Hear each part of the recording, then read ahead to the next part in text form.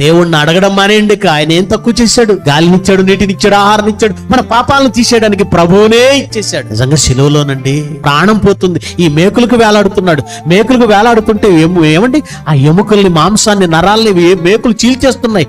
ఆ చేతుల మీద, ఆ మేకుల మీద బాడీ అంతా వేలాడుతుంటే తీవ్రమైన నొప్పి తెలుసా? ఊపిరి అందదండి, అంత నొప్పి. ఆ టైంలో వాళ్ళు కిందుండి వీడు ఇతరులను రక్షించను గాని వీడు రక్షించుకోలేడని ఒకడు హేళన చేసి నవ్వుతున్నాడు. ఇంకొకడు ఏమన్నాడు, ఓ క్రీస్తు, నువ్వు గనక ఇప్పుడు సిలువ దిగితే నువ్వు క్రీస్తు అని నేను ఒప్పుకుంటా అంటున్నాడు. ఆ పరిస్థితుల్లో, ఆ వేదనలో నువ్వు నేను ఉన్నావు అనుకోండి. అదే మన తెలుగు సినిమా హీరో ఉన్నాడు అనుకోండి, ఏం డైలాగ్ కొడతాడు తెలుసా?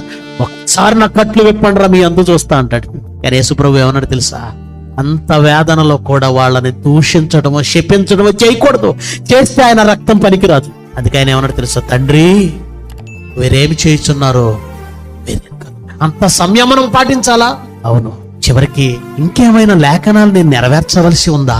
ఆ టైంలో ఎవరంటే ఆలోచిస్తారు, ఆ పొరపాటు జరిగితే మళ్ళీ నా రక్తం పనికిరాదు అని లేఖనము నెరవేరినట్లు నేను దప్పిక కొని ఉన్నాను. యేసుక్రీస్తు కష్టం అర్థమైందా? అర్థమైతే ఏదో ఆదివారానికి నామకార్థంగా వెళ్ళి రావడం కాదు, ఆయన బాధను తీర్చడానికి బయలుదేరు.